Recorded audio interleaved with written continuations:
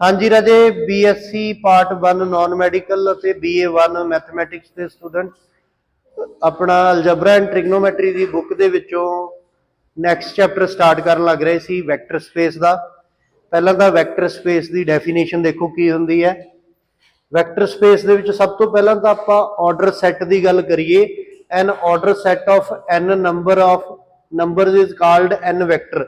आपां वैक्टर किवें लिख दिंदे, पहला तो आपां सिंगल एलीमेंट किवें लिख दिंदे, जिवें 1 है। जे आपां 2 एलीमेंट वाला सैट लिखना होवे आपां किवें लिखदे हुंदे आ, AB। ओपन इंटरवल की फॉर्म दे विच किवें लिखदे आ, AB या 1 2। ये की अपने कोले एक ऑर्डर्ड पेयर हुंदा है, इहनूं आपां की कह दिंदे हुंदे आ,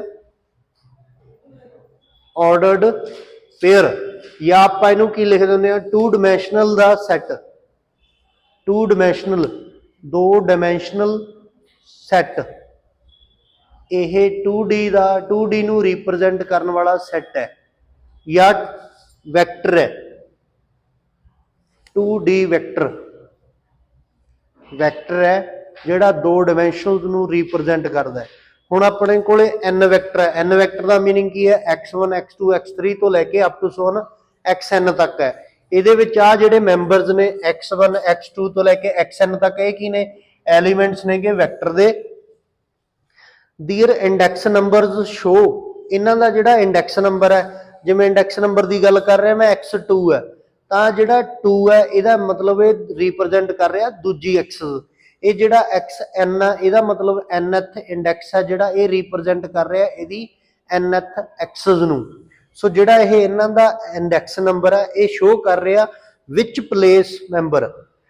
जिवें x3 का मतलब की हो गया, third element of vector, third axis नूं रिप्रजेंट करने वाला वैक्टर एलीमेंट। सॉरी वैक्टर नहीं एलीमेंट। वैक्टर तो इहनूं आपां कंबाइंड फॉर्म च बोलांगे। समझ लग रहा?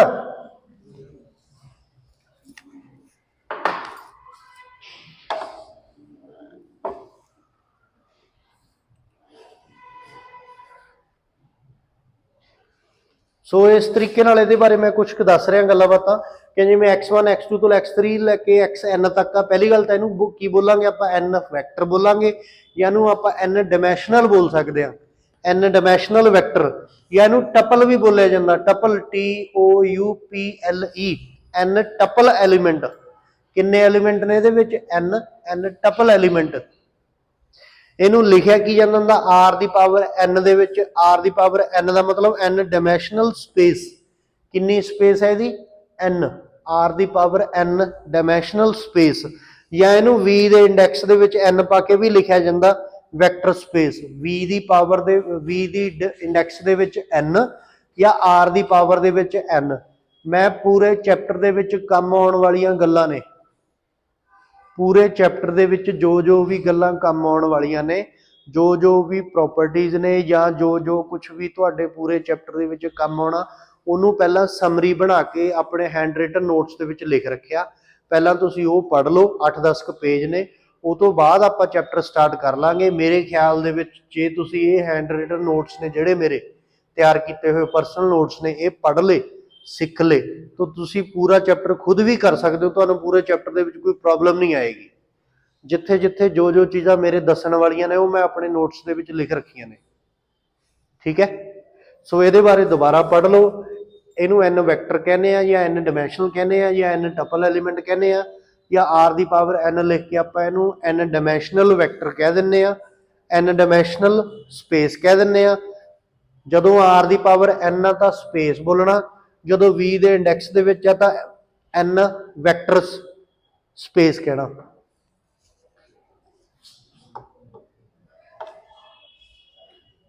उस तो बाद लीनियर कंबीनेशन। लीनियर कंबीनेशन तुसी +1 +2 दे विच भी पढ़िया होना, पता ना लीनियर कंबीनेशन सुनिया होया? कोई लीनियर कंबीनेशन सुनिया होया? यस और नो तो कह सकते हो। मैनू हल तक भी नहीं सुनी आवाज तुहाडी। लीनियर कंबीनेशन सुनिया है कि नहीं? वो मूर्तो बोल पो कुछ सुनिया नहीं? लीनियर कंबीनेशन वरत्या नहीं किते? लीनियर का मतलब की हुंदा? ਲੀਨੀਅਰ ਦਾ ਮਤਲਬ ਕੀ ਹੁੰਦਾ, ਦੱਸਿਆ ਨਹੀਂ ਕਿਸੇ ਨੇ।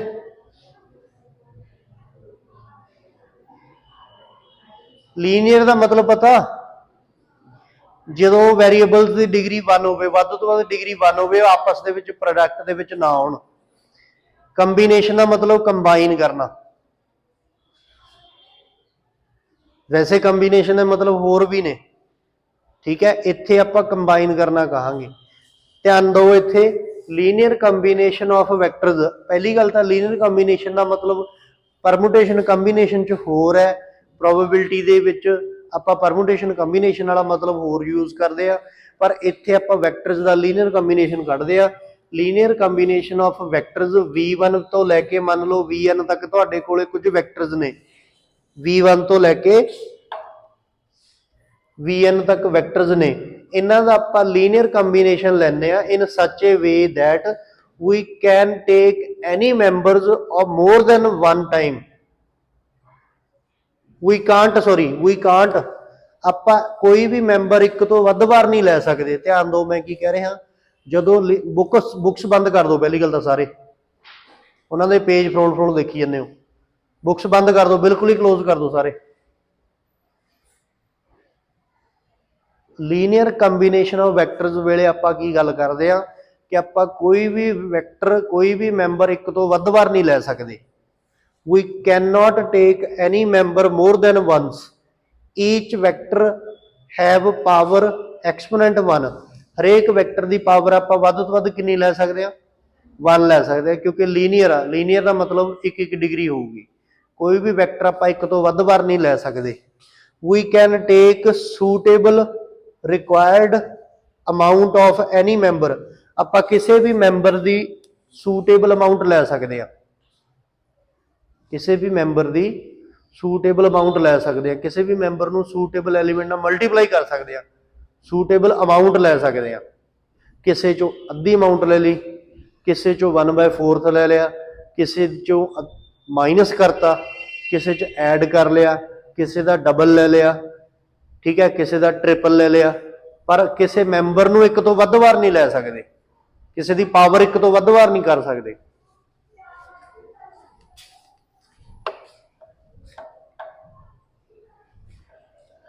So amount of members with the help of scalars, we can left any member by taking its scalar 0. ਹਾਂ, ਆਪਾਂ ਕਿਸੇ ਮੈਂਬਰ ਨੂੰ ਵਿੱਚੋਂ ਛੱਡ ਵੀ ਸਕਦੇ ਆ, ਸਕਿਪ ਵੀ ਕਰ ਸਕਦੇ ਆ। ਮੰਨ ਲਓ ਤੁਸੀਂ ਤੀਜਾ ਵੈਕਟਰ ਨਹੀਂ ਲੈਣਾ ਤਾਂ ਤੀਜੇ ਵੈਕਟਰ ਦਾ ਸਕੇਲਰ 0 ਲੈ ਲਓ। ਦੁਬਾਰਾ ਤੋਂ ਸਮਝੋ, ਆਪਣੇ ਕੋਲ x1 ਤੋਂ ਲੈ ਕੇ xn ਤੱਕ ਕੁਝ ਵੈਕਟਰਸ ਸੀਗੇ, ਤੁਸੀਂ ਇਹਨਾਂ ਵੈਕਟਰਸ ਦੇ ਵਿੱਚੋਂ ਇਹਨਾਂ ਦੀ ਪਾਵਰ ਵੱਧ ਤੋਂ ਵੱਧ 1 ਲੈਣੀ ਆ। ਇਹਨਾਂ ਦੀ ਅਮਾਊਂਟ ਆ ਜਿਹੜੀ, ਇਹਨਾਂ ਦੇ ਸਕੇਲਰਸ ਜੋ ਮਰਜ਼ੀ ਰੱਖ ਲਓ, ਭਾਵੇਂ ਪੋਜ਼ਿਟਿਵ ਰੱਖ ਲਓ, ਭਾਵੇਂ ਨੈਗੇਟਿਵ ਰੱਖ ਲਓ, ਭਾਵੇਂ ਪਲੱਸ ਦੇ ਰੱਖ ਲਓ, ਭਾਵੇਂ ਨੈਗੇਟਿਵ ਰੱਖ ਲਓ, ਭਾਵੇਂ ਵਿੱਚੋਂ ਕੋਈ 0 ਰੱਖ ਲਓ, ਕੋਈ ਇਸ਼ੂ ਨਹੀਂ। ਕਿਸੇ ਨੂੰ ਸਕੇਲਰ ਨੂੰ ਛੱਡਣਾ ਹੈ ਤਾਂ ਉਹਦਾ ਸਕੇਲਰ ਕੀ ਰੱਖ ਲਓ, 0 ਰੱਖ ਲਓ। ਸੋ ਇਹਨਾਂ ਦਾ ਲੀਨੀਅਰ ਕੰਬੀਨੇਸ਼ਨ ਕੀ ਆ ਜਾਊਗਾ, ਜਿਹੜੇ ਵੈਕਟਰ ਸੀਗੇ v1 ਤੋਂ ਲੈ ਕੇ vn ਤੱਕ, ਇਹਨਾਂ ਦਾ ਲੀਨੀਅਰ ਕੰਬੀਨੇਸ਼ਨ ਕੀ ਆ ਜਾਊਗਾ, α1 v1, α2 v2 ਤੋਂ ਲੈ ਕੇ αn vn। ਇਹ ਇਹਨਾਂ ਦਾ ਲੀਨੀਅਰ ਕੰਬੀਨੇਸ਼ਨ ਆ ਗਿਆ। ਆ ਜਿਹੜੇ α1 ਤੋਂ ਲੈ ਕੇ αn ਤੱਕ ਨੇ, ਇਹ ਕੀ ਨੇਗੇ, ਸਕੇਲਰਸ ਨੇ। ਸਕੇਲਰ ਕੀ ਨੇਗੇ, ਰੀਅਲ ਨੰਬਰਸ ਨੇ। ਇਹ ਕੋਈ ਪੋਜ਼ਿਟਿਵ ਵੀ ਹੋ ਸਕਦਾ, ਕੋਈ ਨੈਗੇਟਿਵ ਵੀ ਹੋ ਸਕਦਾ, ਕੋਈ 0 ਵੀ ਹੋ ਸਕਦਾ, ਸਾਰੇ ਦੇ ਸਾਰੇ 0 ਵੀ ਹੋ ਸਕਦੇ ਨੇ। ਦੁਬਾਰਾ ਫੇਰ ਸਮਝ ਲਓ, v1 ਤੋਂ ਲੈ ਕੇ vn ਤੱਕ ਵੈਕਟਰਸ ਸੀਗੇ, ਇਹਨਾਂ ਦਾ ਲੀਨੀਅਰ ਕੰਬੀਨੇਸ਼ਨ ਕੀ ਆ ਗਿਆ, α1 v1 ਪਲੱਸ α2 v2 ਤੋਂ ਲੈ ਕੇ ਪਲੱਸ αn vn। ਵੇਅਰ ਇੱਥੇ ਦੱਸਣਾ ਜ਼ਰੂਰੀ ਹੈ ਕਿ α1 ਤੋਂ ਲੈ ਕੇ αn ਤੱਕ ਨੇ ਜਿਹੜੇ ਕੀ ਨੇਗੇ, ਸਕੇਲਰਸ ਨੇ, ਰੀਅਲ ਨੰਬਰਸ ਨੇ। ਸਕੇਲਰਸ ਕਹਿ ਦੋ ਬਸ, ਸਕੇਲਰਸ ਦੇ ਵਿੱਚ ਰੀਅਲ ਨੰਬਰਸ ਆਪਾ ਹੀ ਆ ਗਿਆ। ਇਹ ਸਾਰੇ ਦੇ ਸਾਰੇ ਸਕੇਲਰਸ ਨੇ ਜਿਹੜੇ, ਇਹ ਪੋਜ਼ਿਟਿਵ ਵੀ ਹੋ ਸਕਦੇ ਨੇ, ਸਾਰੇ ਦੇ ਸਾਰੇ ਨੈਗੇਟਿਵ ਵੀ ਹੋ ਸਕਦੇ ਨੇ, ਕੁਛ ਕੁ ਪੋਜ਼ਿਟਿਵ ਕੁਛ ਕੁ ਨੈਗੇਟਿਵ ਵੀ ਹੋ ਸਕਦੇ ਨੇ, ਕੁਛ 0 ਕੁਛ ਨਾਨ 0 ਵੀ ਹੋ ਸਕਦੇ ਨੇ, ਸਾਰੇ ਨਾਨ 0 ਵੀ ਹੋ ਸਕਦੇ ਨੇ, ਸਾਰੇ 0 ਵੀ ਹੋ ਸਕਦੇ ਨੇ, ਕੋਈ ਪ੍ਰੋਬਲਮ ਨਹੀਂ, ਠੀਕ ਹੈ। ਇਹਨਾਂ ਦੇ ਬਾਰੇ ਆਉਣ ਵਾਲੇ ਟਾਈਮ 'ਚ ਪੜਾਂਗੇ। ਇਹ ਲੀਨੀਅਰ ਕੰਬੀਨੇਸ਼ਨ ਦੀ ਡੈਫੀਨੇਸ਼ਨ ਆ, ਬਹੁਤ ਇੰਪੋਰਟੈਂਟ ਡੈਫੀਨੇਸ਼ਨ ਆ। ਇਹਨੇ ਫਾਈਨਲ ਈਅਰ ਤੱਕ ਤੁਹਾਡਾ ਖਹਿੜਾ ਨਹੀਂ ਛੱਡਣਾ। ਉਹ ਲਾਸਟ ਬੈਂਚ ਤੇ ਤੁਹਾਨੂੰ ਸਮਝ ਲੱਗ ਰਿਹਾ ਵੀ ਪੱਕਾ ਕਲੀਅਰ ਹੈ, ਦਿਖ ਰਿਹਾ ਬੋਰਡ ਤੇ।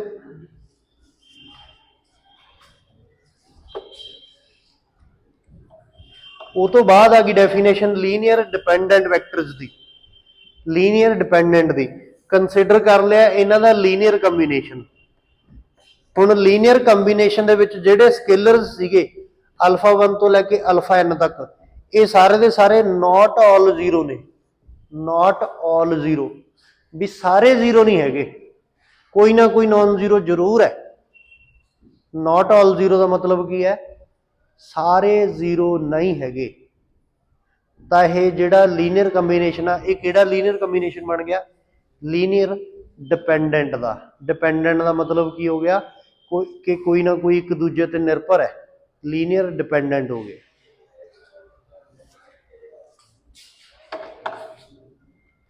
ਉਹ ਤੋਂ ਬਾਅਦ ਡੈਫੀਨੇਸ਼ਨ ਆ ਗਈ, ਹਾਂ ਇਹਦੇ ਵਿੱਚ ਹੀ ਕਲੀਅਰ ਹੋ ਗਿਆ ਲੀਨੀਅਰ ਡਿਪੈਂਡੈਂਟ ਦੇ ਕਿ ਦੈਟ ਮੀਨਸ ਆ IE ਦਾ ਮਤਲਬ ਹੁੰਦਾ ਦੈਟ ਮੀਨਸ। ਦੈਟ ਮੀਨਸ ਕਿ ਇਹਦਾ ਮਤਲਬ ਕੀ ਨਿਕਲਿਆ?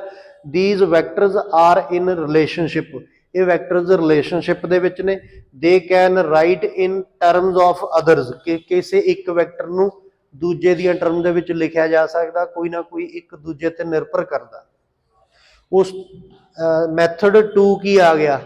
ਮੈਥਡ 2 ਆ ਗਿਆ ਕਿ if we take matrix A from these vectors, ਕਿ ਜੇ ਇਹਨਾਂ ਵੈਕਟਰਸ ਤੋਂ ਆਪਾਂ ਇੱਕ ਮੈਟ੍ਰਿਕਸ ਬਣਾ ਲਈਏ, ਪਹਿਲੇ ਵੈਕਟਰ ਨੂੰ V1 ਤੋਂ ਆਪਾਂ ਪਹਿਲੀ ਰੋ ਲਿਖ ਲਈਏ, ਦੂਜੇ ਵੈਕਟਰ ਤੋਂ ਆਪਾਂ ਦੂਜੀ ਰੋ ਲਿਖ ਲਈਏ, ਤੀਜੇ ਵੈਕਟਰ ਤੋਂ ਆਪਾਂ ਥਰਡ ਰੋ ਲਿਖ ਲਈਏ, nth ਵੈਕਟਰ ਤੋਂ ਆਪਾਂ nth ਰੋ ਲਿਖ ਲਈਏ। ਇਹ ਜਦੋਂ ਐਗਜ਼ਾਮਪਲ ਕਰਾਂਗੇ ਉਦੋਂ ਵੱਧ ਕਲੀਅਰ ਹੋਊਗੀ ਆ ਮੈਥਡ 2।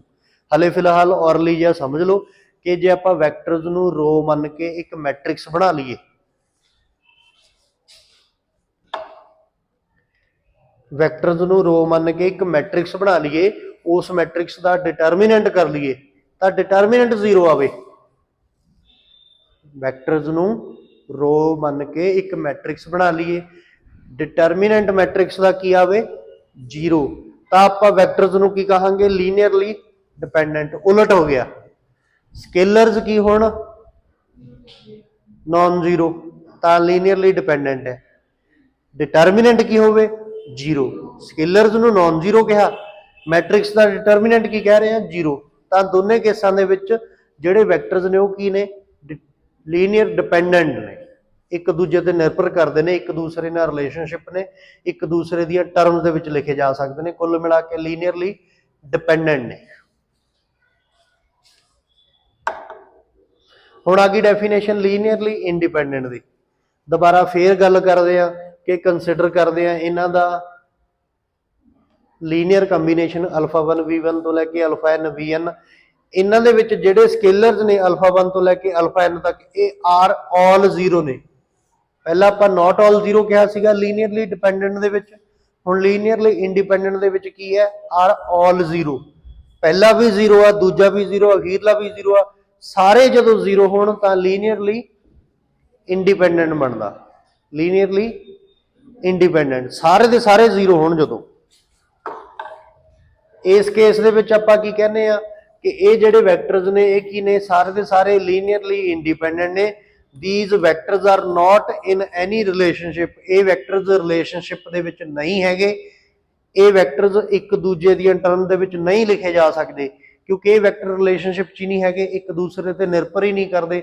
ਇਹ ਤਾਂ ਆਜ਼ਾਦ ਨੇ, ਨਾ ਪਹਿਲਾ ਦੂਜੇ ਨਾਲ ਕਿਸੇ ਰਿਲੇਸ਼ਨ 'ਚ ਆ, ਨਾ ਦੂਜਾ ਤੀਜੇ ਨਾਲ, ਨਾ ਪਹਿਲਾ ਤੀਜੇ ਨਾਲ, ਕੋਈ ਕਿਸੇ ਨਾਲ ਬੰਦਿਸ਼ 'ਚ ਨਹੀਂ ਹੈਗਾ। ਸਾਰੇ ਦੇ ਸਾਰੇ ਇੱਕ ਦੂਜੇ ਤੋਂ ਆਜ਼ਾਦ ਨੇ, ਸੋ ਇਹ ਇੱਕ ਦੂਜੇ ਦੀਆਂ ਟਰਮਸ ਦੇ ਵਿੱਚ ਨਹੀਂ ਲਿਖੇ ਜਾ ਸਕਦੇ।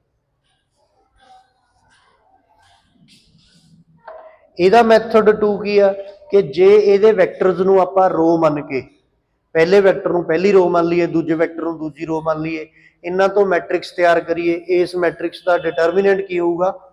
ਨॉन ਜ਼ੀਰੋ। ਉਲਟ ਹੋ ਗਿਆ। ਸਕੇਲਰਸ ਕੀ ਨੇ? 0 ਨੇ, ਪਰ ਮੈਟ੍ਰਿਕਸ ਦਾ ਡਿਟਰਮੀਨੈਂਟ ਕੀ ਆ? ਨॉन ਜ਼ੀਰੋ। ਦੋਨੇ ਗੱਲਾਂ ਉਲਟ ਹੋ ਗਈਆਂ। ਡਿਪੈਂਡੈਂਟ ਵਾਲੇ ਕੇਸ ਦੇ ਵਿੱਚ ਸਕੇਲਰ ਸੀਗੇ ਨॉन ਜ਼ੀਰੋ, ਪਰ ਮੈਟ੍ਰਿਕਸ ਦਾ ਡਿਟਰਮੀਨੈਂਟ ਕੀ ਸੀਗਾ? 0। ਇੰਡੀਪੈਂਡੈਂਟ ਵਾਲੇ ਕੇਸ ਦੇ ਵਿੱਚ ਸਕੇਲਰ ਕੀ ਨੇ? 0, ਪਰ ਮੈਟ੍ਰਿਕਸ ਦਾ ਡਿਟਰਮੀਨੈਂਟ ਕੀ ਆ? ਨॉन ਜ਼ੀਰੋ। ਤਾਂ ਇਹ ਕੀ ਹੋਊਗਾ? ਲੀਨੀਅਰਲੀ ਇੰਡੀਪੈਂਡੈਂਟ।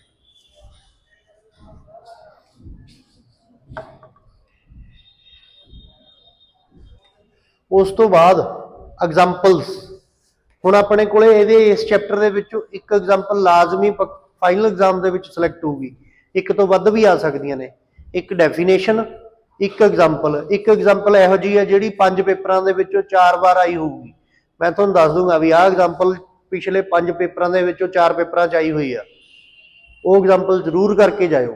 ਜੇ ਪਿਛਲੇ 5 ਸਾਲਾਂ ਦੇ ਪੇਪਰ ਚੱਕ ਲਓਗੇ 4 ਵਾਰ ਉਹ ਐਗਜ਼ਾਮਪਲ ਆਈ ਹੋਊਗੀ, ਇੱਕੋ ਹੀ ਐਗਜ਼ਾਮਪਲ ਉਹੀ ਰਿਪੀਟ ਕਰੀ ਜਾਂਦੀ ਹੈ। ਲਓ ਜੀ, ਹੁਣ ਆਪਣੇ ਕੋਲੇ ਕਿੱਦਾਂ ਦੀਆਂ ਐਗਜ਼ਾਮਪਲਸ ਨੇਗੀਆਂ, 3-4 ਤਰ੍ਹਾਂ ਦੀਆਂ ਐਗਜ਼ਾਮਪਲਸ ਨੇਗੀਆਂ। ਪਹਿਲੀ ਗੱਲ ਤਾਂ ਇਹ ਪਹਿਲੀ ਐਗਜ਼ਾਮਪਲ ਆ ਵੈਨ ਵੀ ਗਿਵਨ ਦਿੱਤਾ ਹੁੰਦਾ, ਵੀ ਵੈਕਟਰ ਜਦੋਂ ਗਿਵਨ ਹੈ। ਟਾਈਪ 1 ਕੀ ਚੀਜ਼ ਆ, ਵੀ ਹੈਵ ਟੂ ਚੈੱਕ ਜਾਂ ਸ਼ੋ ਕਰਨਾ V is linear combination of vectors V1 ਤੋਂ ਲੈ ਕੇ Vn ਤੱਕ। ਪਹਿਲੀ ਐਗਜ਼ਾਮਪਲ ਆ, ਆਪਾਂ ਨੇ ਸ਼ੋ ਕਰਨਾ ਕਿ ਜਿਹੜਾ V ਆ ਉਹ ਕੁਝ ਵੈਕਟਰਸ ਦਾ ਲੀਨੀਅਰ ਕੰਬੀਨੇਸ਼ਨ ਆ। ਇੱਕ ਪਾਸੇ V ਵੈਕਟਰ ਹੈ, ਦੂਜੇ ਪਾਸੇ ਕੁਝ ਕੁ ਵੈਕਟਰਸ ਨੇ, ਆਪਾਂ ਨੇ V ਨੂੰ ਕੁਝ ਵੈਕਟਰਸ ਦਾ ਲੀਨੀਅਰ ਕੰਬੀਨੇਸ਼ਨ ਸ਼ੋ ਕਰਨਾ। ਇਹਦੇ ਨਾਲ ਦੀ ਐਗਜ਼ਾਮਪਲ ਹੈ ਪਹਿਲੀ ਟਾਈਪ ਦੇ ਵਿੱਚ। ਇਹਦੇ ਲਈ ਕੀ ਕੰਮ ਕਰਨਾ, ਟੇਕ ਕਰਨਾ, ਇੱਕ ਪਾਸੇ ਤੁਸੀਂ ਰੱਖ ਲੈਣਾ V ਵੈਕਟਰ, ਇਹ ਤੁਹਾਡਾ ਗਿਵਨ ਹੋਊਗਾ। ਰਾਈਟ ਸਾਈਡ ਤੇ ਕੀ ਰੱਖ ਲੈਣਾ, α1 V1, ਆ V1 ਵੀ ਗਿਵਨ ਹੈ, α2 V2, ਆ V2 ਵੀ ਤੁਹਾਡਾ ਗਿਵਨ ਹੈ, ਫਿਰ αn Vn, ਆ Vn ਵੀ ਤੁਹਾਡਾ ਗਿਵਨ ਹੈ। ਤੁਸੀਂ ਆ α1 ਲੈਟ ਕਰ ਲੈਣਾ, α2 ਲੈਟ ਕਰ ਲੈਣਾ, αn ਲੈਟ ਕਰ ਲੈਣਾ। ਲੈਟ ਕੀ ਕਰਨਾ, ਕੁਛ ਵੀ ਮੰਨ ਲੈਣਾ, A B C ਮੰਨ ਲਓ, α1 α2 α3 ਮੰਨ ਲਓ, ਕੁਛ ਵੀ ਮੰਨ ਲਓ। ਤੁਹਾਨੂੰ ਦਿੱਤਾ ਕੀ ਹੋਇਆ, V ਗਿਵਨ ਦਿੱਤਾ ਹੋਇਆ, V1 ਗਿਵਨ ਦਿੱਤਾ ਹੋਇਆ, V2 ਗਿਵਨ ਦਿੱਤਾ ਹੋਇਆ, ਆ Vn ਗਿਵਨ ਦਿੱਤਾ ਹੋਇਆ। ਸਿਰਫ ਆਹ ਚੀਜ਼ਾਂ ਮੰਨਣੀਆਂ ਨੇ। ਇੱਥੇ A ਮੰਨ ਲਓ, B ਮੰਨ ਲਓ, C ਮੰਨ ਲਓ, ਏਦਾਂ ਦੀਆਂ ਚੀਜ਼ਾਂ ਮੰਨ ਲਓ। ਹੁਣ ਤੁਸੀਂ ਕੀ ਕੰਮ ਕਰਨਾ, A ਨੂੰ ਅੰਦਰ ਮਲਟੀਪਲਾਈ ਕਰ ਦਿਓ ਇਹਦੇ ਨਾਲ, ਆ B ਨੂੰ ਇਹਦੇ ਨਾਲ ਮਲਟੀਪਲਾਈ ਕਰ ਦਿਓ, ਆ C ਨੂੰ ਇਹਦੇ ਨਾਲ ਮਲਟੀਪਲਾਈ ਕਰ ਦਿਓ। ਠੀਕ ਹੈ, ਹੋ ਜੂਗੀ। ਉਸ ਤੋਂ ਬਾਅਦ ਇਸ ਵੈਕਟਰ ਨੂੰ ਇਹਦੇ ਨਾਲ, ਇਸ ਵੈਕਟਰ ਨੂੰ ਇਹਦੇ ਨਾਲ, ਸਾਰਿਆਂ ਨੂੰ ਐਡ ਕਰ ਦਿਓ। ਰਾਈਟ ਸਾਈਡ ਦੇ ਸਾਰੇ ਵੈਕਟਰ ਐਡ ਹੋ ਗਏ। ਰਾਈਟ ਸਾਈਡ ਦੇ ਐਡ ਕਰਨ ਤੋਂ ਬਾਅਦ ਇੱਕ ਵੈਕਟਰ ਬਚ ਜਾਊਗਾ। ਇੱਕ ਵੈਕਟਰ ਬਚ ਗਿਆ, ਉਸ ਇੱਕ ਵੈਕਟਰ ਨੂੰ ਇਹਦੇ ਨਾਲ ਕੰਪੇਅਰ ਕਰ ਲੈਣਾ, ਕਿਉਂਕਿ ਇੱਧਰ ਵੀ ਇੱਕ ਵੈਕਟਰ ਪਿਆ, ਰਾਈਟ ਸਾਈਡ ਦੇ ਵੀ ਇੱਕ ਵੈਕਟਰ ਪਿਆ। ਦੋ ਵੈਕਟਰ ਜੇ ਇਕੁਅਲ ਨੇ ਤਾਂ ਉਹਨਾਂ ਦੇ ਕੋਰਸਪੋਂਡਿੰਗ ਐਲੀਮੈਂਟ ਵੀ ਇਕੁਅਲ ਹੋਣਗੇ। ਇਹਦਾ ਪਹਿਲਾ ਮੈਂਬਰ ਉਹਦੇ ਪਹਿਲੇ ਮੈਂਬਰ ਦੇ ਬਰਾਬਰ ਹੈ, ਇੱਕ ਇਕੁਏਸ਼ਨ ਬਣ ਜੂਗੀ। ਇਹਦਾ ਦੂਜਾ ਮੈਂਬਰ ਉਹਦੇ ਦੂਜੇ ਮੈਂਬਰ ਦੇ ਬਰਾਬਰ ਹੈ, ਦੂਜੀ ਇਕੁਏਸ਼ਨ ਬਣ ਜੂਗੀ। ਇਹਦਾ ਤੀਜਾ ਮੈਂਬਰ ਇਹਦੇ ਤੀਜੇ ਮੈਂਬਰ ਦੇ ਬਰਾਬਰ ਹੈ, ਤੀਜੀ ਇਕੁਏਸ਼ਨ ਬਣ ਜੂਗੀ। ਇਹਨਾਂ ਇਕੁਏਸ਼ਨਾਂ ਤੋਂ ਤੁਸੀਂ ਕਿਹਦੀਆਂ ਵੈਲਿਊਜ਼ ਕੱਢਣੀਆਂ ਨੇ, ਆ A B C ਦੀਆਂ ਵੈਲਿਊਜ਼ ਕੱਢਣੀਆਂ ਨੇ। ਜੇ A B C ਦੀਆਂ ਵੈਲਿਊਜ਼ ਨਿਕਲੇ ਹੀ ਆ ਤਾਂ ਯੈਸ V ਇਹਨਾਂ ਦਾ ਲੀਨੀਅਰ ਕੰਬੀਨੇਸ਼ਨ ਹੈ, ਅਦਰਵਾਈਜ਼ V ਇਹਨਾਂ ਦਾ ਲੀਨੀਅਰ ਕੰਬੀਨੇਸ਼ਨ ਨਹੀਂ ਹੈ। ਪਹਿਲਾਂ ਮੈਂ ਇਹਦੇ ਨਾਲ ਦੀ ਤੁਹਾਨੂੰ ਐਕਸਰਸਾਈਜ਼ ਤੋਂ ਐਗਜ਼ਾਮਪਲ ਕਰਵਾ ਹੀ ਦਿੰਦਾ ਹੁਣੇ, ਅਦਰਵਾਈਜ਼ ਤੁਹਾਡਾ ਕੰਮ ਮਿਕਸ ਅਪ ਹੋ ਜਾਊਗਾ।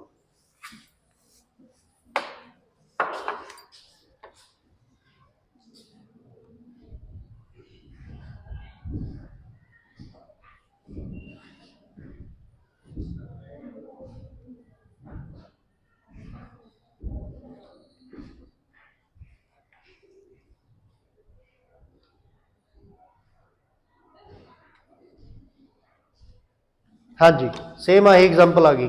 ਤੁਸੀਂ ਕੀ ਕਰਨਾ, ਰਾਈਟ ਕਰਨਾ V ਨੂੰ as a linear combination of V1 V2 V3। ਇੱਕ ਪਾਸੇ V ਦੇਤਾ, ਦੂਜੇ ਪਾਸੇ ਕੁਝ ਕੁ ਵੈਕਟਰ ਦੇਤੇ। ਸੇਮ ਉਹੀ ਐਗਜ਼ਾਮਪਲ ਆ ਜਿਹੜੀ ਮੈਂ ਥਿਊਰੀ ਕਰਵਾ ਰਿਹਾ ਤੁਹਾਨੂੰ ਉੱਪਰ। ਟਾਈਪ 1 ਪੜ੍ਹੀ ਆ ਨਾ ਆਪਾਂ ਨੇ। ਟਾਈਪ 1 ਦੇ ਵਿੱਚ ਕੀ ਦਿੱਤਾ ਸੀ, ਇੱਕ ਪਾਸੇ V ਵੈਕਟਰ ਦਿੱਤਾ ਸੀ, ਦੂਜੇ ਪਾਸੇ ਕੁਝ ਕੁ ਵੈਕਟਰ ਦਿੱਤੇ ਹੋਏ ਸੀ।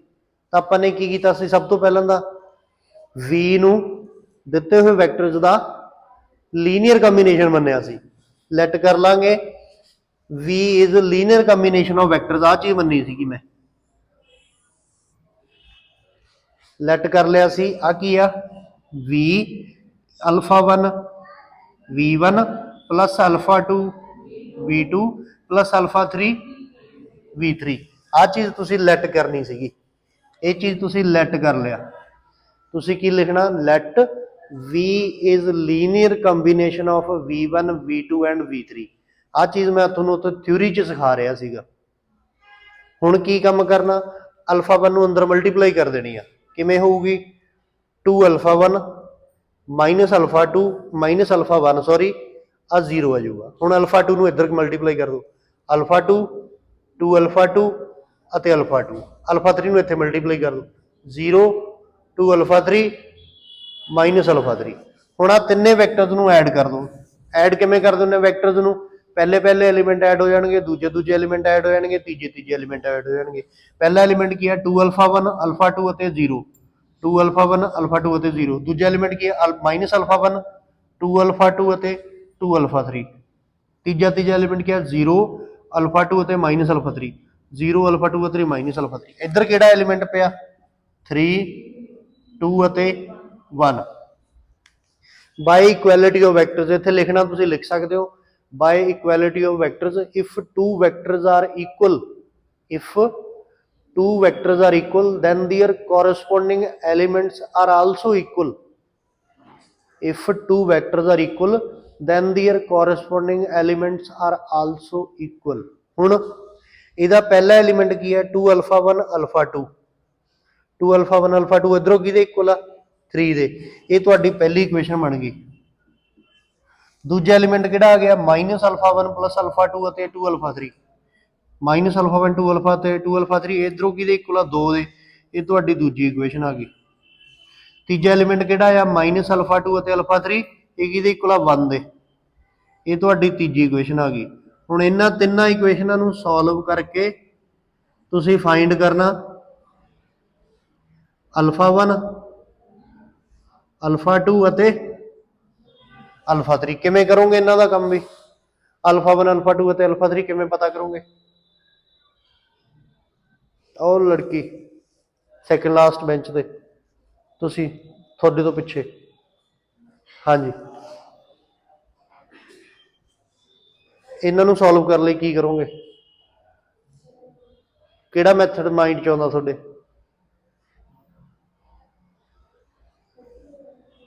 ਮਲਟੀਪਲਾਈ ਕਰਕੇ, ਹੋਰ ਕੋਈ ਮੈਥਡ ਨਹੀਂ ਆਉਂਦਾ ਧਿਆਨ 'ਚ, ਕਿੰਨੇ ਸਾਰੇ ਮੈਥਡ ਨੇ, ਬਹਿ ਜਾਓ। 2 3 1 2 ਮੈਥਡ ਲਾ ਸਕਦੇ ਹੋ ਤੁਸੀਂ, ਗੌਸ ਐਲੀਮੀਨੇਸ਼ਨ ਮੈਥਡ ਲਾ ਸਕਦੇ ਹੋ ਤੁਸੀਂ, 2 3 1 2 ਮੈਥਡ ਪਲੱਸ 2 ਸਿੱਖਿਆ, ਮੈਟ੍ਰਿਕਸ ਮੈਥਡ ਲਾ ਸਕਦੇ ਹੋ, ਗੌਸ ਐਲੀਮੀਨੇਸ਼ਨ ਮੈਥਡ ਲਾ ਸਕਦੇ ਹੋ। ਗੌਸ ਐਲੀਮੀਨੇਸ਼ਨ ਮੈਥਡ 'ਚ ਕੀ ਆ ਦੇਖੋ, ਇਹਨਾਂ ਦੋਨਾਂ 'ਚ ਕੀ ਆ ਅਲਫਾ 1 ਤੇ ਅਲਫਾ 1 ਪਿਆ, ਤੁਸੀਂ ਇਹਨਾਂ ਦੋਨਾਂ 'ਚੋਂ ਅਲਫਾ 1 ਕੱਟ ਕਰ ਦਿਓ, ਪਹਿਲੀ ਅਤੇ ਦੂਜੀ ਇਕੁਏਸ਼ਨ 'ਚੋਂ ਅਲਫਾ 1 ਕੱਟ ਕਰ ਦਿਓ। ਪਹਿਲੀ ਇਕੁਏਸ਼ਨ 'ਚ 2 ਅਲਫਾ 1 ਆ, ਇਹਨੂੰ 2 ਅਲਫਾ 1 ਇਹਨੂੰ 2 ਨਾਲ ਮਲਟੀਪਲਾਈ ਕਰ ਦਿਓ, ਦੂਜੀ ਇਕੁਏਸ਼ਨ ਨੂੰ 2 ਨਾਲ ਮਲਟੀਪਲਾਈ ਕਰ ਦਿਓ। ਇਹ 'ਚ 2 ਅਲਫਾ 1 ਆ, ਇਹਦੇ 'ਚ ਵੀ 2 ਅਲਫਾ 1 ਆ, ਇਹਦੇ 'ਚ ਮਾਈਨਸ ਦਾ 2 ਅਲਫਾ 1 ਆ ਜਾਊਗਾ, ਉਹਦੇ 'ਚ 2 ਅਲਫਾ 1 ਕੱਟ ਹੋ ਜਾਊਗਾ ਅਲਫਾ 1, ਪਿੱਛੇ ਕੀ ਬਚੂਗਾ ਅਲਫਾ 2 ਅਤੇ ਅਲਫਾ 3 ਵਾਲੀ ਇਕੁਏਸ਼ਨ ਬਚੂਗੀ, ਅਲਫਾ 2 ਐਂਡ ਅਲਫਾ 3 ਵਾਲੀ ਇਕੁਏਸ਼ਨ ਬਚੂਗੀ। ਇੱਕ ਅਲਫਾ 2 ਅਤੇ ਅਲਫਾ 3 ਵਾਲੀ ਆ ਇਕੁਏਸ਼ਨ, ਉਹਨਾਂ ਦੋਨਾਂ 'ਚੋਂ ਅਲਫਾ 2 ਕੱਟ ਕਰ ਦਿਓ, ਅਲਫਾ 3 ਦੀ ਵੈਲਿਊ ਬਚ ਜਾਊਗੀ, ਉਹਨੂੰ ਵਾਪਸ ਇੱਥੇ ਪੁੱਟ ਕਰਕੇ ਅਲਫਾ 2 ਦੀ ਇਕੁਏਸ਼ਨ ਆ ਜਾਊਗੀ, ਅਲਫਾ 2 ਨੂੰ ਇੱਧਰ ਪੁੱਟ ਕਰਕੇ ਅਲਫਾ 1 ਆ ਜਾਊਗਾ। ਇਹ ਤਾਂ ਤੁਹਾਡਾ ਕੰਮ ਆ, ਇਹ ਤੁਸੀਂ ਕਿਸੇ ਵੀ ਮੈਥਡ ਨਾਲ ਕਰ ਸਕਦੇ ਹੋ, ਭਾਵੇਂ 2 1 2 3 1 2 ਮੈਥਡ ਲਗਾ ਲਓ, ਜਾਂ ਤੁਸੀਂ ਜਿਹੜਾ ਮੈਂ ਹੁਣੇ ਮੈਥਡ ਦੱਸਿਆ ਇਹਨੂੰ ਐਲੀਮੀਨੇਸ਼ਨ ਮੈਥਡ ਕਹਿੰਦੇ ਹੁੰਦੇ ਸੀਗੇ, ਜਾਂ ਗੌਸ ਐਲੀਮੀਨੇਸ਼ਨ ਮੈਥਡ ਕਹਿੰਦੇ ਹੁੰਦੇ ਸੀਗੇ, ਪਲੱਸ 2 'ਚ ਸਿੱਖਿਆ ਹੋਊਗਾ ਤੁਸੀਂ, 10th 'ਚ ਵੀ ਆਉਂਦਾ ਇਹ, ਠੀਕ ਹੈ, ਉਹ ਲਗਾ ਕੇ ਕਰ ਸਕਦੇ ਹੋ। ਸੋ ਫਾਈਨਲੀ ਤੁਸੀਂ ਕੀ ਕੰਮ ਕਰਨਾ, ਅਲਫਾ 1 ਅਲਫਾ 2 ਅਲਫਾ 3 ਦੀਆਂ ਵੈਲਿਊਜ਼ ਕੱਢ ਲੈਣੀਆਂ ਨੇ। ਜੇ ਤਾਂ ਅਲਫਾ 1 ਅਲਫਾ 2 ਅਲਫਾ 3 ਜਾਂ ਸਕੇਲਰਸ ਜਿਹੜੇ ਤੁਸੀਂ ਇੱਥੇ ਮੰਨੇ ਸੀ, ਜੇ ਸਕੇਲਰਸ ਦੀਆਂ ਵੈਲਿਊਜ਼ ਤੁਹਾਡੇ ਕੋਲੇ ਫਾਊਂਡ ਆਊਟ ਹੋ ਗਈਆਂ ਤਾਂ ਵੀ ਇਹਨਾਂ ਦਾ ਲੀਨੀਅਰ ਕੰਬੀਨੇਸ਼ਨ ਹੈ। ਦੁਬਾਰਾ ਸੁਣ ਲਓ, ਸਮਝ ਲਓ, ਜੇ ਸਕੇਲਰਸ ਦੀਆਂ ਵੈਲਿਊਜ਼ ਫਾਈਂਡ ਆਊਟ ਹੋ ਗਈਆਂ ਫਿਰ ਤਾਂ ਵੀ ਇਹਨਾਂ ਦਾ ਲੀਨੀਅਰ ਕੰਬੀਨੇਸ਼ਨ ਹੈ। ਜੇ ਸਕੇਲਰ ਦੀਆਂ ਵੈਲਿਊਜ਼, ਹਾਂ ਰਾਜੇ ਤੇ ਨਾਲ ਦੀ ਲੜਕੀ ਕੀ ਕਰ ਰਹੀ ਹੈ, ਕੀ ਕਰ ਰਹੇ ਹੋ ਤੁਸੀਂ, ਹਾਂਜੀ ਕੀ ਸੌਰੀ, ਜੇ ਤਾਂ ਸਕਿੱਲ, ਮੈਂ ਬੁੱਕਸ ਕਲੋਜ਼ ਕਰਵਾਈਆਂ ਹੋਈਆਂ ਨੇ ਕਾਫੀ ਦੇਰ ਦੀਆਂ, ਤੁਸੀਂ ਬੁੱਕ ਤੇ ਕੀ ਦੇਖ ਰਹੇ ਹੋ, ਹੈ ਤੁਹਾਡਾ ਧਿਆਨ ਬੁੱਕ ਤੇ ਆ ਕਿੱਧਰ ਹੈ। ਜੇ ਤਾਂ ਸਕੇਲਰਸ ਦੀਆਂ ਵੈਲਿਊਜ਼ ਫਾਈਂਡ ਆਊਟ ਹੋ ਗਈਆਂ ਫਿਰ ਤਾਂ ਵੀ ਇਹਨਾਂ ਦਾ ਲੀਨੀਅਰ ਕੰਬੀਨੇਸ਼ਨ ਬਣਦਾ। ਜੇ ਸਕੇਲਰ ਦੀਆਂ ਵੈਲਿਊਜ਼ ਫਾਈਂਡ ਆਊਟ ਨਹੀਂ ਹੋ ਰਹੀਆਂ ਫਿਰ ਵੀ ਇਹਨਾਂ ਦਾ ਲੀਨੀਅਰ ਕੰਬੀਨੇਸ਼ਨ ਨਹੀਂ ਬਣਦਾ। ਇੱਥੇ ਤੁਸੀਂ ਚੈੱਕ ਕਰ ਲੈਣਾ, ਦੇਖਦੇ ਆਪਾਂ ਅੱਗੇ ਕੀ ਸੋਲਵ ਹੋ ਰਿਹਾ।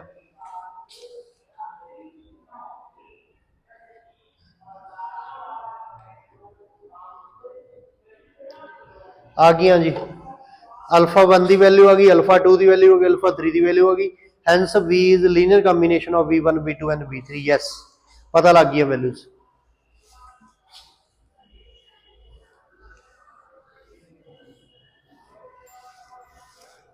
ਇਹਦੇ ਨਾਲ ਦੀ ਇੱਕ ਐਗਜ਼ਾਮਪਲ ਹੋਰ ਕਰਦੇ ਆਂ, ਦੇਖੋ ਤਾਂ ਸੈਕੰਡ ਐਗਜ਼ਾਮਪਲ ਹੈ। ਸੈਕੰਡ ਐਗਜ਼ਾਮਪਲ ਚ ਪੁੱਛਿਆ ਹੋਇਆ, ਕੁਐਸਚਨ ਮਾਰਕ ਕੀਤਾ ਹੋਇਆ, ਉਹਨੇ ਐਗਜ਼ਾਮਿਨ ਕਰਨ ਨੂੰ ਕਿਹਾ ਗਿਆ, ਕਹਿੰਦਾ ਕੀ ਆ ਜਿਹੜਾ V ਵੈਕਟਰ ਆ ਇਹ ਲੀਨੀਅਰ ਕੰਬੀਨੇਸ਼ਨ ਬਣਦਾ ਹੈ V1 V2 ਅਤੇ V3 ਦਾ। ਤਾਂ ਸਟਾਰਟਿੰਗ ਉਹੀ ਆ ਆਪਣੀ, ਸਟਾਰਟਿੰਗ ਦੇ ਵਿੱਚ ਆਪਾਂ ਕੀ ਕੰਮ ਕਰਦੇ ਆ, V ਨੂੰ V1 V2 ਅਤੇ V3 ਦਾ ਲੀਨੀਅਰ ਕੰਬੀਨੇਸ਼ਨ ਮੰਨ ਕੇ ਚੱਲਦੇ ਆ। ਆਪਾਂ ਨੂੰ ਨਹੀਂ ਪਤਾ ਕਿ ਆਏਗਾ ਜਾਂ ਨਹੀਂ ਆਏਗਾ, ਸਟਾਰਟਿੰਗ ਆਪਾਂ ਉਦਾਂ ਦੀ ਕਰਦੇ ਆ। V is linear combination of V1 V2 and V3। ਉਵੇਂ ਹੀ ਅਲਫਾ 1 ਅਲਫਾ 2 ਅਤੇ ਅਲਫਾ 3 ਤਿੰਨ ਸਕੇਲਰ ਮੰਨ ਲਏ। ਅਲਫਾ 1 ਨੂੰ V1 ਨਾਲ, ਅਲਫਾ 2 ਨੂੰ V2 ਨਾਲ, ਅਲਫਾ 3 ਨੂੰ V3 ਨਾਲ ਮਲਟੀਪਲਾਈ ਕੀਤੀ, ਐਡ ਕਰ ਲਿਆ, ਬਾਈ ਇਕੁਐਲਿਟੀ ਆਫ ਵੈਕਟਰਸ ਤਿੰਨ ਇਕੁਏਸ਼ਨਸ ਬਣਾ ਲਈਆਂ। ਇਕੁਏਸ਼ਨਸ ਬਣਾਉਣ ਤੋਂ ਬਾਅਦ ਬਾਈ ਇਕੁਐਲਿਟੀ ਆਫ ਵੈਕਟਰਸ ਇਕੁਅਲ ਰੱਖ ਲਿਆ। ਇਕੁਅਲ ਰੱਖਣ ਤੋਂ ਬਾਅਦ ਨੈਕਸਟ ਹੈਪਨਿੰਗ ਦੇਖੋ ਕੀ ਹੋ ਰਹੀ ਹੈ।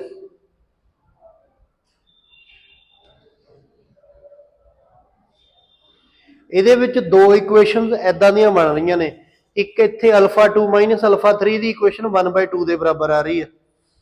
ਦੇਖੋ ਧਿਆਨ ਨਾਲ, ਅਲਫਾ 2 ਮਾਈਨਸ ਅਲਫਾ 3 ਕਿਹਦੇ ਇਕੁਅਲ ਆ ਰਿਹਾ, 1/2 ਦੇ। ਇੱਕ ਇਹਦੇ ਵਿੱਚ ਅਲਫਾ 2 ਮਾਈਨਸ ਅਲਫਾ 3 ਕਿਹਦੇ ਇਕੁਅਲ ਆ ਰਿਹਾ, 1/5 ਦੇ। ਆਹ ਦੋ ਇਕੁਏਸ਼ਨ ਦੇਖੋ, ਇੱਕ ਤਾਂ ਆਹ ਇਕੁਏਸ਼ਨ ਦੇਖੋ, ਇੱਕ ਆਹ ਇਕੁਏਸ਼ਨ ਦੇਖੋ। ਇਹ 4 ਨੰਬਰ ਇਕੁਏਸ਼ਨ ਹੈ, ਸੌਰੀ ਇਹ 5 ਨੰਬਰ ਇਕੁਏਸ਼ਨ ਹੈ। ਇਹ ਬਣਦੀਆਂ ਨੇ ਇਕੁਇਵਲੈਂਟ ਇਕੁਏਸ਼ਨ। ਇਕੁਇਵਲੈਂਟ ਇਕੁਏਸ਼ਨ ਇਹਦੇ ਵਿੱਚ ਕੀ ਹੈ, ਜੇ ਆਪਾਂ ਕੱਟ ਕਰਾਉਣ ਦੀ ਕੋਸ਼ਿਸ਼ ਕਰਾਂਗੇ, ਮੰਨ ਲਓ ਕਿ ਆਪਾਂ ਮਾਈਨਸ ਕਰ ਲਿਆ, ਆ ਦੇਖੋ alpha 2 minus alpha 3 equals to 1/2। ਇਹਦੇ ਵਿੱਚੋਂ ਕੀ ਲਿਖਿਆ, alpha 2 minus alpha 3 equals to 1/5। Sign change ਕਰਕੇ ਆਪਾਂ ਕੱਟ ਕਰਾਉਣ ਦੀ ਕੋਸ਼ਿਸ਼ ਕਰਦੇ, ਆਪਾਂ ਇਹਨੂੰ ਕੱਟ ਕਰਾਇਆ, ਨਾਲ ਹੀ ਆ ਵੀ ਕੱਟ ਹੋ ਗਿਆ, है ना। इक्विवेलेंट इक्वेशन हो गई, अपने को स्केलर दी वैल्यूज नहीं प्राप्त हो रही, वैसे भी पॉसिबल नहीं हो गया। दोनों दी लैफ्ट हैंड साइड इक्वल ने बट राइट हैंड साइड नहीं इक्वल है। जहाँ आप वैल्यूज कढ़ने की कोशिश कर रहे हैं, वैल्यूज नहीं निकल रही। सो इत्थे स्केलर दी वैल्यूज ऑब्टेन नहीं हो रही, प्राप्त नहीं हो रही। जिस case they which scalar the values नहीं फाइंड आउट हो रही, उस केस दे विच V है जिहड़ा दिते हुए वैक्टर्स का लीनियर कंबीनेशन नहीं बन सकता। सो इस केस दे विच की लिखांगे आपां, लास्ट में आगे लिखांगे कि from 4 and 5 it is clear that we can not find, मैं रब करदा जो लिखिया सी,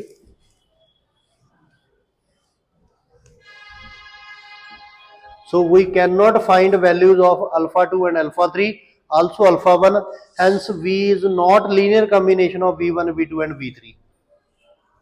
ठीक है भी।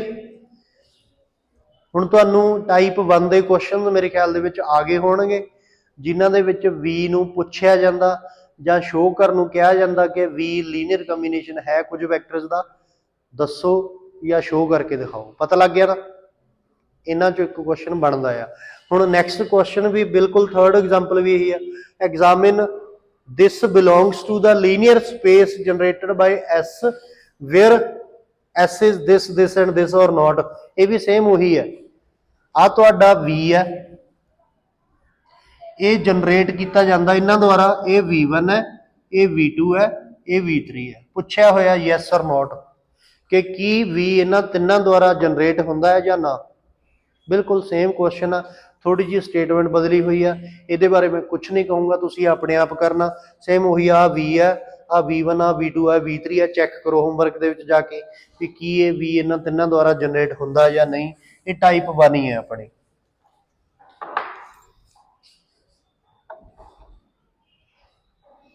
ਚੌਥੀ ਐਗਜ਼ਾਮਪਲ ਦੇ ਵਿੱਚ 1 2 ਐਂਡ 3 ਇਜ਼ ਲੀਨੀਅਰਲੀ ਡਿਪੈਂਡੈਂਟ, ਤਿੰਨ ਵੈਕਟਰ ਪੁੱਛ ਲਏ ਲੀਨੀਅਰਲੀ ਡਿਪੈਂਡੈਂਟ ਨੇ ਜਾਂ ਨਾ। ਹੁਣ ਲੀਨੀਅਰਲੀ ਡਿਪੈਂਡੈਂਟ ਵਾਲੇ ਕੇਸ ਦੇ ਵਿੱਚ ਪਹਿਲਾਂ ਮੈਂ ਥਿਊਰੀ ਦੱਸਦਾ, ਉੱਪਰੋਂ ਮੈਂ ਵੈਸੇ ਹੀ ਦੱਸ ਦਿੰਦਾ। ਲੀਨੀਅਰਲੀ ਪਹਿਲਾਂ ਥਿਊਰੀ 'ਚ ਹੀ ਦੱਸ ਦਈਏ ਯਾਰ, ਵੈਸੇ ਹੀ ਦੱਸ ਦਿੰਦਾ। ਲੀਨੀਅਰਲੀ ਡਿਪੈਂਡੈਂਟ ਜਾਂ ਇੰਡੀਪੈਂਡੈਂਟ ਵਾਲੇ ਕੇਸ ਦੇ ਵਿੱਚ ਦੇਖੋ ਕੀ ਹੈ, ਜਦੋਂ ਕੁਝ ਵੈਕਟਰਸ ਤੁਹਾਨੂੰ ਪੁੱਛ ਲਿਆ ਜਾਵੇ, ਦੋ ਦੋ ਤਰੀਕੇ ਨੇ ਆਪਣੇ ਕੋਲੇ। ਜਦੋਂ ਤੁਹਾਨੂੰ ਕੁਝ ਵੈਕਟਰਸ ਦੇ ਕੇ ਤੁਹਾਨੂੰ ਪੁੱਛ ਲਿਆ ਜਾਵੇ ਵੀ ਲੀਨੀਅਰਲੀ ਡਿਪੈਂਡੈਂਟ ਹੈ ਜਾਂ ਇੰਡੀਪੈਂਡੈਂਟ ਹੈ, ਤਾਂ ਤੁਸੀਂ ਉਹਨਾਂ ਦਾ ਲੀਨੀਅਰ ਕੰਬੀਨੇਸ਼ਨ ਕਿਹਦੇ ਬਰਾਬਰ ਰੱਖ ਲੈਣਾ? 0 ਦੇ।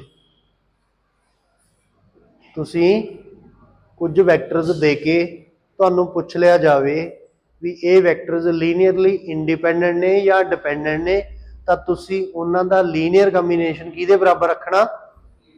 0 ਵੈਕਟਰ ਦੇ। ਉਹ 0 ਵੈਕਟਰ ਕਿੰਨੇ ਟਪਲ ਦਾ ਹੋਣਾ ਚਾਹੀਦਾ? ਜਿੰਨੇ ਟਪਲ ਦੇ ਵੈਕਟਰਸ ਨੇ। ਜਿਵੇਂ ਹੁਣ ਆਹ ਸੀਗਾ, ਇਹਦੇ ਵਿੱਚ ਕੀ ਪੁੱਛ ਲਿਆ ਉਹਨੇ? ਕਹਿੰਦਾ ਜੀ ਆਹ ਸਿਸਟਮ ਆਫ ਵੈਕਟਰਸ v1 ਹੈ, ਆਹ v2 ਹੈ, ਇਹ v3 ਹੈ, ਕੀ ਇਹ ਲੀਨੀਅਰਲੀ ਡਿਪੈਂਡੈਂਟ ਨੇ? ਭਾਵੇਂ ਇੰਡੀਪੈਂਡੈਂਟ ਪੁੱਛ ਲੈਂਦਾ ਤਾਂ ਵੀ ਸਮ ਸੇਮ ਹੀ ਆ, ਭਾਵੇਂ ਇੰਡੀਪੈਂਡੈਂਟ ਪੁੱਛ ਲੈ ਭਾਵੇਂ ਡਿਪੈਂਡੈਂਟ ਪੁੱਛ ਲੈ, ਸੇਮ ਹੀ ਤਰੀਕੇ ਨਾਲ ਕਰਾਂਗੇ। ਆ v1 ਆ v2 ਆ ਇਹ v3 ਆ, ਕੰਸੀਡਰ ਕਰਾਂਗੇ ਰਿਲੇਸ਼ਨ। ਤੁਸੀਂ ਰਿਲੇਸ਼ਨ ਨਹੀਂ ਲਿਖਣਾ, ਤੁਸੀਂ ਲੀਨੀਅਰ ਕੰਬੀਨੇਸ਼ਨ ਕਹਿ ਦਿਓ ਤਾਂ ਵੀ ਕੋਈ ਫਰਕ ਨਹੀਂ। k1 v1 k2 v2 k3 v3, ਜ਼ਰੂਰੀ ਨਹੀਂ ਹੈਗਾ k1 k2 k3 ਲੈਣਾ, ਤੁਸੀਂ α1 α2 α3 ਕਹਿ ਦਿਓ, abc ਕਹਿ ਦਿਓ ਤਾਂ ਵੀ ਕੋਈ ਚੱਕਰ ਨਹੀਂ। So α1 v1 α2 v3 α3 v3 equal to 0 vector. k1 into ਪਹਿਲਾ ਵੈਕਟਰ, k2 ਇੰਟੂ ਦੂਜਾ ਵੈਕਟਰ, k3 ਇੰਟੂ ਤੀਜਾ ਵੈਕਟਰ। ਰਾਈਟ ਸਾਈਡ ਤੇ ਕੀ ਲਿਖਣਾ? 0 ਵੈਕਟਰ, ਜਿੰਨੇ ਕਿ ਤੁਹਾਡੇ ਨੰਬਰ ਆਉਂਦੇ ਹੁੰਦੇ ਨੇ। ਸੋ ਹੁਣ k1 ਨੂੰ ਅੰਦਰ ਮਲਟੀਪਲਾਈ ਕਰਨਾ, k2 ਨੂੰ ਅੰਦਰ ਮਲਟੀਪਲਾਈ ਕਰਨਾ, k3 ਨੂੰ ਅੰਦਰ ਮਲਟੀਪਲਾਈ ਕਰਨਾ, ਬਾਅਦ ਚ ਤਿੰਨਾਂ ਨੂੰ ਐਡ ਕਰ ਲੈਣਾ।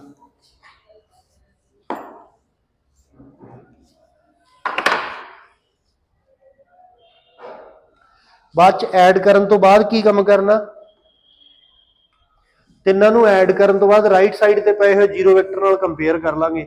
ਕੰਪੇਅਰ ਕਰਨ ਤੋਂ ਬਾਅਦ ਆਪਣੇ ਕੋਲ ਤਿੰਨ ਇਕੁਏਸ਼ਨਾਂ ਆ ਜਾਣਗੀਆਂ। ਤਿੰਨ ਇਕੁਏਸ਼ਨਾਂ ਤੋਂ ਬਾਅਦ ਤੁਸੀਂ ਕਿਹਦੀ ਵੈਲਿਊ ਕੱਢਣੀ ਆ? k1 k2 k3 ਜਾਂ α1 α2 α3 ਦੀ। ਜੇ ਤਾਂ ਸਕੇਲਰਸ ਦੀਆਂ ਵੈਲਿਊਜ਼ ਨਾਨ ਜ਼ੀਰੋ ਆ ਗਈਆਂ, ਨਾਟ ਆਲ ਜ਼ੀਰੋ ਆ ਗਈਆਂ, ਨਾਟ ਆਲ ਜ਼ੀਰੋ ਮਤਲਬ ਸਾਰੇ ਜ਼ੀਰੋ ਆ ਗਏ। ਜੇ ਤਾਂ ਸਾਰੇ ਸਕੇਲਰ ਜ਼ੀਰੋ ਆ ਗਏ, ਜੇ ਸਾਰੇ ਸਕੇਲਰ ਜ਼ੀਰੋ ਆ ਗਏ ਫਿਰ ਰਿਲੇਸ਼ਨ ਕਿਹੜਾ ਹੋਊਗਾ? ਜੇ ਸਾਰੇ ਸਕੇਲਰ ਜ਼ੀਰੋ ਆ ਗਏ ਫਿਰ ਕਿਹੜਾ ਰਿਲੇਸ਼ਨ ਹੋਊਗਾ? ਲੀਨੀਅਰਲੀ ਇੰਡੀਪੈਂਡੈਂਟ। ਜੇ ਸਾਰੇ ਸਕੇਲਰ ਜ਼ੀਰੋ ਆ ਗਏ ਫਿਰ ਰਿਲੇਸ਼ਨ ਹੋਊਗਾ ਲੀਨੀਅਰਲੀ ਇੰਡੀਪੈਂਡੈਂਟ। ਜੇ ਨਾਟ ਆਲ ਜ਼ੀਰੋ ਹੈ ਮਤਲਬ ਕੋਈ ਇੱਕ ਅੱਧਾ ਵੀ ਨਾਨ ਜ਼ੀਰੋ ਆ ਗਿਆ ਫਿਰ ਲੀਨੀਅਰਲੀ ਡਿਪੈਂਡੈਂਟ। ਹੁਣ ਇਹਦੇ ਵਿੱਚ ਦੇਖੋ,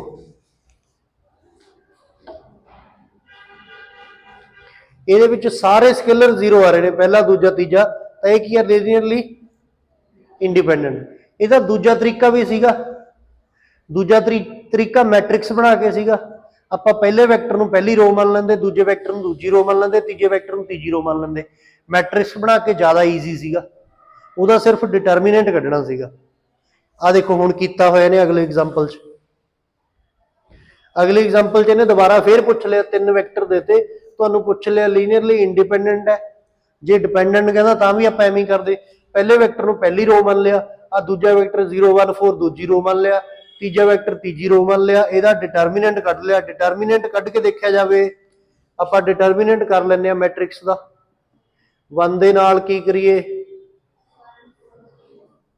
1 ਦੇ ਨਾਲ 5 ਮਾਈਨਸ 0 ਮਾਈਨਸ ਮਾਈਨਸ ਪਲੱਸ ਦਾ 2 0 ਮਾਈਨਸ 0 ਪਲੱਸ ਦੇ 4 ਦੇ ਨਾਲ 0 ਮਾਈਨਸ 0। ਹਾਂਜੀ ਜਾਗਦੇ ਹੋ, ਇਹਦਾ ਮਤਲਬ ਇੱਥੇ ਕੀ ਆ ਗਿਆ? 5 ਆ ਗਿਆ।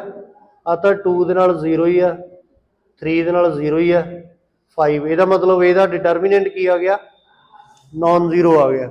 ਨਾਨ ਜ਼ੀਰੋ ਡਿਟਰਮੀਨੈਂਟ ਦੇ ਕੇਸ ਦੇ ਵਿੱਚ ਲੀਨੀਅਰਲੀ ਇੰਡੀਪੈਂਡੈਂਟ ਆ ਗਿਆ, ਤਾਂ ਲੀਨੀਅਰਲੀ ਇੰਡੀਪੈਂਡੈਂਟ ਆ ਗਿਆ, ਬਸ ਆਨਸਰ ਆ ਗਿਆ। ਡਿਟਰਮੀਨੈਂਟ ਵਾਲਾ ਕੰਮ ਥੋੜਾ ਈਜ਼ੀ ਹੈ। ਟਾਈਮ ਹੋ ਗਿਆ ਆਪਣੇ ਲੈਕਚਰ ਦਾ, ਇੰਨਾ ਕੰਮ ਕਰੋ, ਬਾਕੀ ਆਪਾਂ ਕੱਲ ਕਰਾਂਗੇ। ਇਹਨੂੰ ਕਲੋਜ਼ ਕਰ ਦਿੰਦੇ।